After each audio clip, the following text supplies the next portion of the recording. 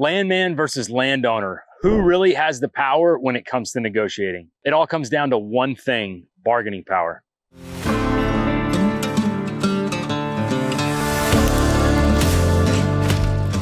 When it comes to leasing, your bargaining power depends on how big your tract is. If you control 5,000 acres and that well is going to be drilled on you, my friend, have a tremendous amount of bargaining power. You are going to get the best lease terms. A quarter gross royalty is about as good as it gets. And in the South, we call a gross royalty a cost-free royalty, meaning that the operator can't hit you with any post-production charges. Now, lease bonus rates are going to vary from state to state and play to play, but larger landowners are going to be getting top of market. You're also going to get a debt severance provision and potentially a well commitment. And if you're a real big dog, you might even get a continuous drilling clause or CDC in your lease, which is going to require the operator to keep drilling in order to hold your lease. On the other side of the spectrum, if you have a 5-acre tract that's going to be pooled inside of a 1,280-acre unit, you do not have a lot of bargaining power. In most states, that operator is going to be able to drill the well regardless of your yay or nay, either by cutting you out of the unit or force pooling your tract. So what do? Well, you still want to negotiate to get the best terms that you can get. And playing hard to catch can be effective. So talk to your neighbors about the best terms that they are seeing about tracts that are similar to yours. And you should shoot for that. But remember, if you push too hard, the operator may just throw up their hands and leave you out in the cold. It's a balance between trying to get the best terms and the realization that you may not be holding all the cards. You need to think about where your tract is in the grand scheme of things. So what if you're not happy with the terms that are proposed? If you're an 800-pound gorilla, then hold out and wait for that landman to come back to you. And if they want to drill your land bad enough, they will be back. But on the other hand, if you're a fly on a bull's rear end, there's not that much that you can do. And here's a story that's a word of warning. Back during the heyday of the Haynesville Shale, when the operators were leasing everything across 6 parishes, the lease bonus numbers got absolutely insane, upwards of $20,000 an acre. A lot of mineral owners held out to get the best terms possible. And do you know what happened to some of them? Well, the operators were drilling wells as fast as they could to delineate the edges of the play. They were proving which acreage was good and which wasn't worth a dime. And I've heard horror stories of mineral owners who had multi-million-dollar lease offers on their table and who held out only to have the offer revoked after the operator proved that their acreage wasn't worth anything. Imagine having $1 million